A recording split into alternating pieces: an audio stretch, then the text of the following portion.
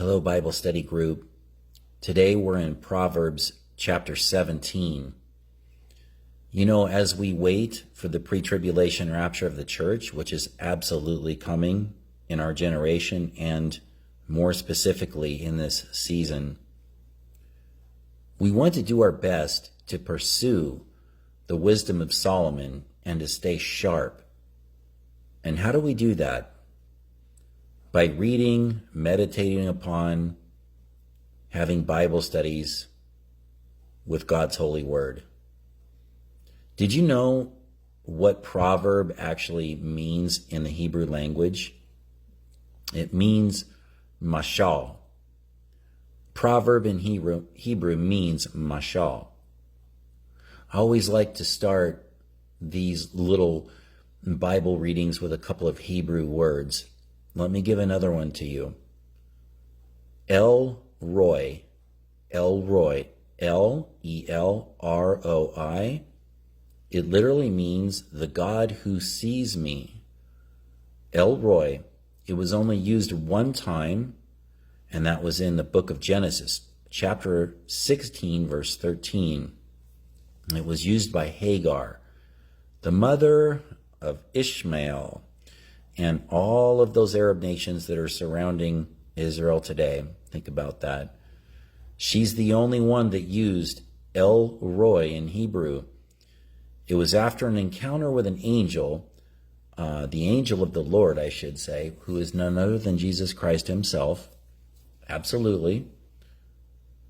She ran from Sarah, and the angel gave Hagar a powerful promise about the son she carried. And someday we may have a Bible study about that. But the angel told her his name would be Ishmael. And you know how she responded? She responded like this. And she called the name of the Lord that spake unto her, the Lord, Thou God seest me. For she said, Have I also here looked after him that seeth me? El-Roi. You know, God sees me all the time, all the fine details of my life, everything, both private and public. Speaking of that, guess what else? He sees your life in private and in public also. Just something to think about. I want to give you some highlights of the book of Proverbs before we get started. Mainly, this chapter is going to focus on wisdom in relationships, character, speech, and the key highlights are going to emphasize self-control and the importance of godly relationships. You know, there is this theme that's been carrying on through the book of Proverbs all the way up to 17, where God is crying out to humanity, get wisdom, get knowledge, get understanding. But his wisdom, his knowledge, his understanding. Why? Because he controls it all. He controls the knowledge of even the unbelieving world, the secular world. He controls all of it. Wouldn't you want to get wisdom, knowledge, and understanding from the source directly with his blessing? Of course. You and I both would. The first highlight is peace over prosperity. A quiet and peaceful home with a little is better than a house full of feasting and strife. Okay, we're gonna see about that. We're gonna read that in Proverbs 17 today. The value of wisdom is going to be highlighted, the power of speech, the importance of integrity, the consequences of foolishness, and we see that in our world today, and that's going to be highlighted in this chapter. The power of love and forgiveness. Covering offenses fosters love. Think about that. Covering offenses fosters love, while repeating them separates close friends. A true friend loves at all times. Here's another big one in our world today. The dangers of quarreling. Starting a fight is like breaching a dam. It's wise to stop before it escalates. Loving strife leads to destruction. I've met people that love to argue and love to fight.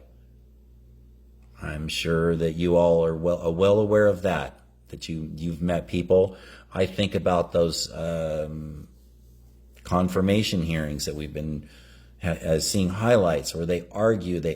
It's like the KJV having somebody under a light, and without the torture tactics. It's pretty much what we've been seeing.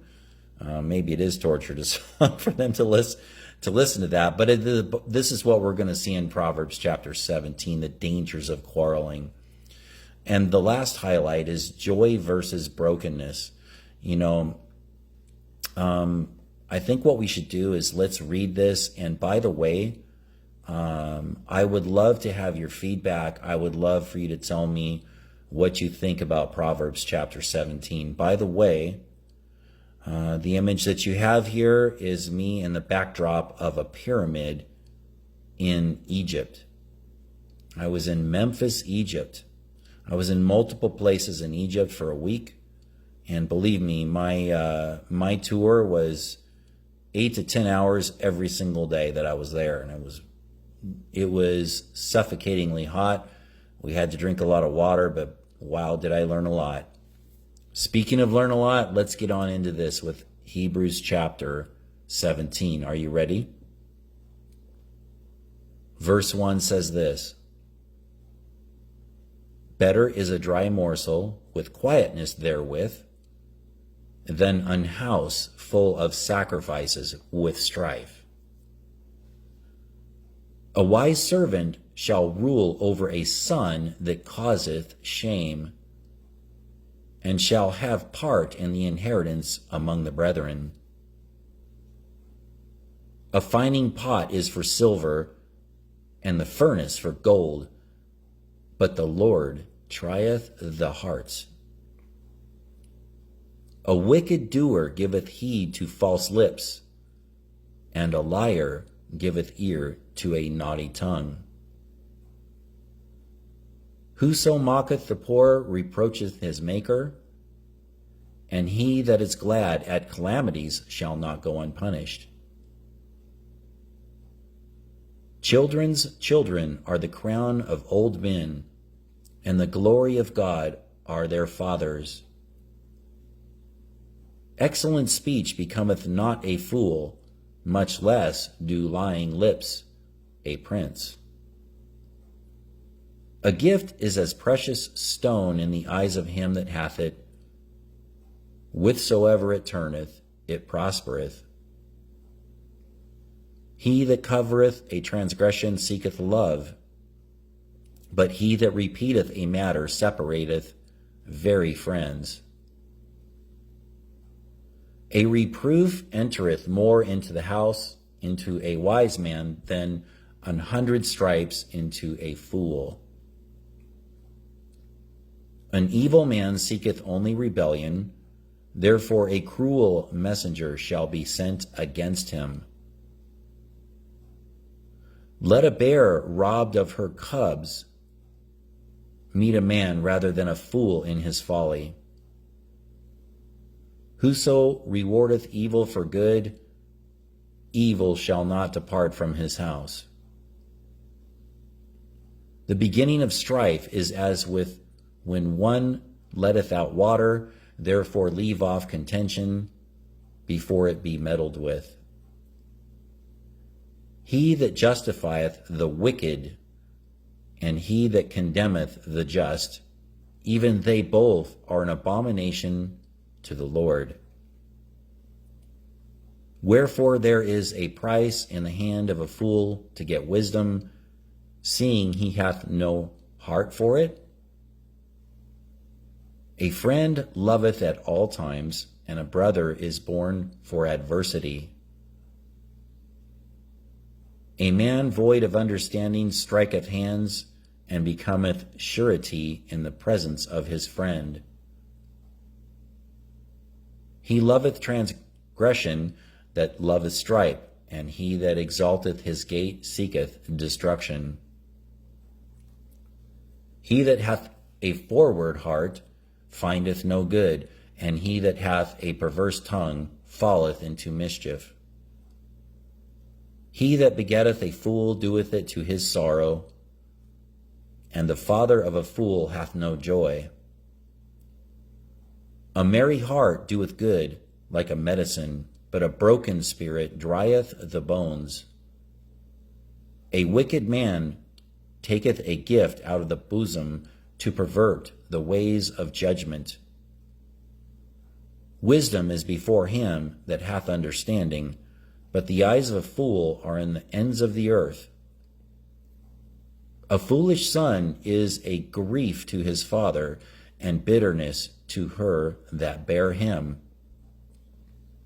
Also to punish the just is not good, nor to strike princes for equity. He that hath knowledge spareth his words, and a man of understanding is of an excellent spirit. Even a fool, when he holdeth his peace, is counted wise, and he that shutteth his lips is esteemed a man of understanding. Proverbs 17 is something, there's approximately 28 verses that I've read to you today, and it is power-packed with wisdom. But the disclaimer is, you cannot read the Bible like a novel. You have to slow down. You have to take each verse and don't just go to the next one and leapfrog to the next one. You have to consider each one and meditate upon it. It's so important. This is how God's Holy Spirit resonates within yours and makes you wiser. This is why we do this. This is why I read this quickly, but you know what? There will be a time I come back on it and meditate on each one of these verses. This is what we're called to do as born-again, Bible-believing Christians. I hope you enjoyed this. Share this if you want to. If not, it's okay. I look forward to having a live Bible study with you all again very soon, as all of us watch and wait for the pre-tribulation rapture of the church. God bless you, and thank you for your time today.